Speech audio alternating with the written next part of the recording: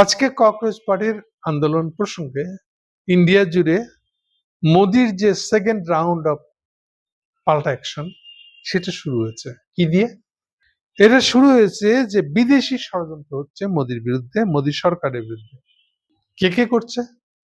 এটা আমেরিকার নাম আছে, চীনের নাম আছে। ইন্টারেস্টিং হলো এটা।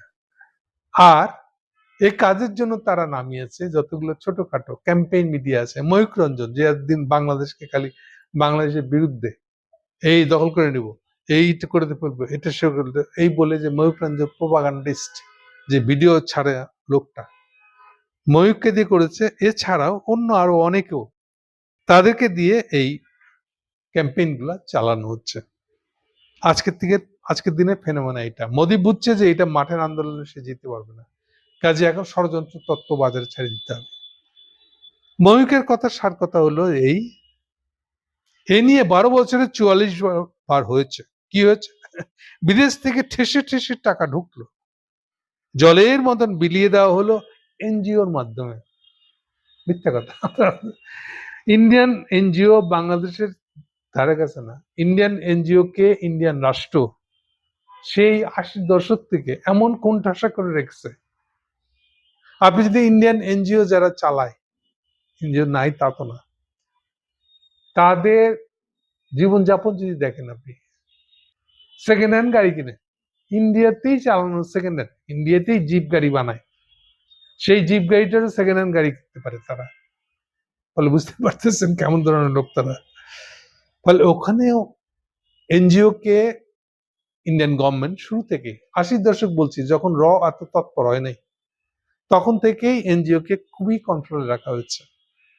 ফলে এই কালে এনজিও দিয়া, এই কালের মানে এই কালে যখন সোরেসদের টাকা নিয়ে চলে আসতেছে, যখন ইউএস এইড ফেল করছে, সোরেসের টাকা নিয়ে উঠে আসছে, সেই আমলের এনজিও তে এটা চাইলেও পারবে না করতে। তারপরে ইন্ডিয়াতে উগ্র ন্যাশনালিজমের চল অনেক বেশি, এটা সহজে করে পাত্তা পাওয়া যাবে না। তবু এই ধরনের ক্যাম্পেইন সে করেছে। ঘরের মির্জাফরদের কিনে নেওয়া হলো, একটাই সুপারি ফেলতে হবে ওকে, টেনে নামাতে হবে নানান অজুহাতে। এই ধরনের গল্পগুজব দিয়ে সে তার লেগেছে। তাহলে এই স্বয়ংসেবক, রাষ্ট্রীয় স্বয়ংসেবক নিজের কাজে অবিচল থাকবে, মানে এটা বিজেপি দেশকে রক্ষা করে রেখেছে এগুলোর বিরুদ্ধে। এরপর আরেকটা স্ট্যাটাস, সে আজকে কয়েকটা স্ট্যাটাস দিয়েছে গতকালকে থেকে। এটা তথ্যযুদ্ধের যুগ, তথ্যযুদ্ধ, ইনফরমেশন ওয়ার। মানে ও নিজেই যে একটা তথ্যযুদ্ধ মিথ্যা ক্যাম্পেইনকারী, সেইটা সে নিজেই যেন বলতেছে আমি না ওরা। সে বলতেছে এখন এটা তথ্যযুদ্ধের যুগ, ফলে আমাদেরকে পাল্টা তথ্যযুদ্ধ করে সামলাতে হবে। চাইনিজদের মতন করে তাদের টিকটক ছিল, বিদায় করে দিয়েছে যেমন তারা, সেরকম বিদায় করে দিতে হবে। সারা জীবন ডিসইনফরমেশনের উপরে চলা মোদি এখন প্রচার করছে, আজকে থেকে প্রচার করছে। এটা হলো ডিসইনফরমেশনের নেটওয়ার্ক চলতেছে, যারা আমাদের বিরুদ্ধে এইসব ক্যাম্পেইন করছে, ইনফ্লুয়েন্সার বানাইয়ে এসব করতেছে। টু লেট, এটা পারবে না।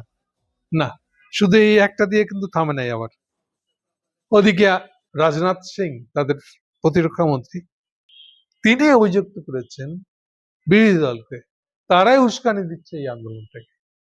এটা একটু অন্যরকম। তার মানে একভাবে কোন দিক দিয়ে বিপদটা আসতেছে সেটা ঠিক বুঝতে উঠতে পারতেছে না, কিন্তু মুভমেন্টটা দিনকে দিন বাড়ছে। সবচেয়ে যেটা খারাপ দিক, তাহলে সমাজে এত যে মোদি বিরোধী লোকজন আছে, যারা সিম্পলি তার এলাকার সমস্যা, এটার কারণে মোদির উপরে ক্ষেপ আসে। মুম্বাই থেকে সে চলে আসছে দিল্লিতে এই আন্দোলনকারীদের সাথে সংহতি প্রকাশ করতে।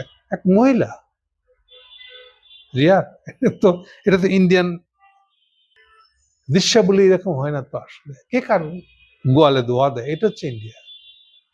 সেখানে সে চলে আসছে, এসে যে মেয়ের সাথে দাঁড়িয়ে কথা বলছে, ওটা তার মেয়ে না, তার সাথে কোনো সম্পর্ক নেই। এখানে এসে পরিচয় হয়েছে আন্দোলনকারী এক মেয়ের সাথে, সে কথা বলতেছে। তাহলে এই যে ইয়েগুলা তৈরি হচ্ছে ফাঁকে, নতুন করে ঝোঁকটা। তারপরে কেউ কেউ দাবি করতেছে এই যে ওয়াংচুক, যে এখন বোধহয় 26 দিন পার হয়েছে, সে অনশনে আছে, ইন্ডিয়ান বেশিরভাগ মানুষ বিশ্বাস করে ঘটনা সম্ভবত তাই। এই যে 3 ইডিয়টস নামে যে সিনেমাটা, এই সিনেমাটা যাকে কেন্দ্র করে বানানো তার নামই হলো সোনাম ওয়াংচুক। সোনাম ওয়াংচুক এই আন্দোলনকারীদের পক্ষে দাঁড়িয়ে 26 দিন ধরে অনশনে আছে, তাকে জবরদস্তি ধরে এনে হসপিটালাইজ করা হয়েছে। বলা হচ্ছে সে হলো চীনা এজেন্ট। এর উপরে গপ্প ছাড়ছে না, কোনো ফর্মাল মিডিয়া বলছে না এটা, ওটি কিন্তু ফারাক আছে। কিন্তু চীন বিরোধী ক্যাম্পেন মানে যেটা খায় আর কি, এটা দিয়ে বোঝা যাচ্ছে যে মোদির সমস্যাটা কোন দিক থেকে আসতেছে মোদি বুঝতে না সক্ষম। চারিদিকে এত ফলে এখন সরকারের দিক থেকে ভাষ্যটা জেনজি টেনজি কিছু না, এগুলো বুয়া। এগুলো দিয়ে মোদি নিজের কোমর শক্ত করার চেষ্টা করতেছে। তার মানে এগুলো হচ্ছে আজকের দিনের কিন্তু গতকালকে আবার যদি আপনি গতকালকে সারাদিনের ভিডিও গুলা দেখেন, পুলিশের মায়ের প্রচন্ড, সেটাকে নিয়ে আবার বাংলাদেশের প্রগতিশীলরা একজন দেখলো স্ট্যাটাস দিচ্ছে, সে বুঝে গেছে অভিজিৎ দীপ যে এই মুভমেন্টটার প্রধান বিদেশ থেকে চলে আসছে, আমেরিকা থেকে চলে আসছে মুভমেন্টের নেতৃত্ব দিতে। তিনি মন্তব্য করতেছেন যে অভিজিৎ দীপ যেহেতু বলেছে তাদের মুভমেন্টটা হবে নিরস্ত্র, কোন সশস্ত্র আন্দোলন তারা করবে না। তো সে মহিলা বলতেছে এটা দেখে তো বোঝা গেল মুভমেন্ট কি করবে। আচ্ছা, তো বাংলাদেশের মুভমেন্ট সম্পর্কে আপনার মন্তব্য কি ছিল জুলাই আগস্টে? বুঝতেই পারেন কি ছিল। এনিওয়ে, তাহলে এটা কি আসলে একটা ফ্যাক্টর?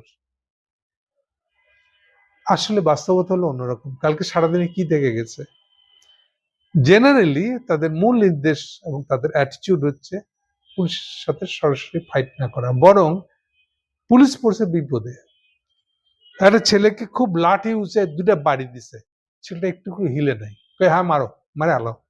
এইটা যখন বলছে তখন পুলিশ বেঁকে হয়ে গেছে। এরপরে মহিলা পুলিশ দিয়ে ওকে ঠেলে ঠেলে একদিকে সরাই দেওয়ার চেষ্টা হচ্ছে। কারণ যখন আপনি মায়ের ভয়টা পার হয়ে চলে যান তখন লাঠি চার্জ কঠিন হয়ে যায়। এটা যেমন আছে ঠিক তেমনি একটা পাল্টা কাহিনীও আছে। কোথাও কোথাও পুলিশই আবার তাদের গ্রুপ থেকে বিচ্ছিন্ন হয়ে গিয়ে যারা পালাচ্ছে তাদের ভিতরে পড়ে গেছে। ফলে সভাপতি কি হবে, তার পুলিশ সেইখানে যে কি বেধরক মারধরটা খাইছে তার বলে শেষ করা যাবে না। আবার পুলিশই নর্মাল হেঁটে চলে যাচ্ছে, আন্দোলনকারী পায়ে ল্যাং লাগালায় তাকে হুমড়িকে হোঁচটকে ফালা দিচ্ছে, এরকম কাহিনী আছে। তাহলে একদিকে অ্যাকচুয়ালি আমরা সশস্ত্র কিছু করব না, বল প্রয়োগ করবো না, এটা বলা আসলে কৌশল। ডেফিনেটলি আপনি চান বা না চান মুভমেন্ট নিজ গতিতে এটা একসময় পাল্টা প্রতিরোধের দিকে যাবেই। আপনি প্রতিরোধ করবেন না সিদ্ধান্তের, সশস্ত্র নাই হলে প্রতিরোধ করবেন না এটা সিদ্ধান্ত নিলেও এটা আটকে রাখা যায় না।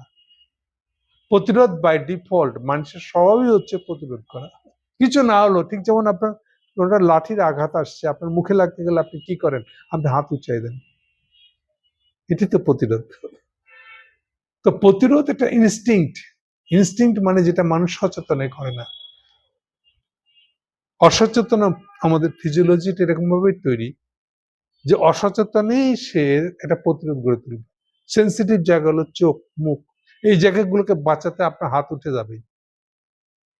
সো প্রতিরোধ জিনিসটা ইনস্টিংক্ট, মানুষের স্বভাবজাত, একদম অসচেতন মানুষ করে ফেলবে। সো আন্দোলনের ভিতরেও প্রতিরোধ জিনিস আসবে। এটা আপনি যতই এই জন্য ঘোষণাটা শেষ পর্যন্ত ঘোষণা আপনাকে সিম্প্যাথি জোগাড় করে, কিন্তু আলটিমেটলি এটা প্রতিরোধটাই উল্টা যখন ধাওয়া দিবেন, এবং যেহেতু আপনার সংখ্যায় বেশি এবং একবার যদি গোলাগুলিতে চলে যায় পুলিশ, তাহলে আর সে কোনাগুলি থেকে ফিরতে পারবে না, এবং এটা ক্রমশ ডিটেরিয়রেট পরিস্থিতি। গোলাগুলিতে নিহতের সংখ্যা যদি 10-এর মতন হয়ে যায় একদিনেই, তাহলে বুঝতে পারেন যে এটা এরপরে সামলানো দিনকে দিন কঠিন থেকে কঠিনতম হয়ে যাবে। তাহলে শুরু হচ্ছে আজকের থেকে মোদিরা যেটা করতেছে যে আমরা নতুন বয়ান একটা তৈরি করব, ষড়যন্ত্রমূলক তথ্য দিব, এটা বোধহয় পাবলিক খেয়ে নেবে। কিন্তু যা অলরেডি ক্ষুব্ধ মানুষ যেগুলোকে একদিন হিন্দু মুসলমানের আওয়াজ তুলে চাপে রাখা হয়েছিল, সেটাকে আবার হিন্দু মুসলমান ইস্যুতে ঢুকানো যায় কিনা সেই চেষ্টা করতেছে মোদি, বয়ান তৈরির চেষ্টা করতেছে, কিন্তু এটা ফেল করবে, এটাও কোনো কাজ করবে না বলে আমার ধারণা। সো আপাতত এরকম আরো কিছুদিন চলবে বলেই আমার ধারণা। Thank you.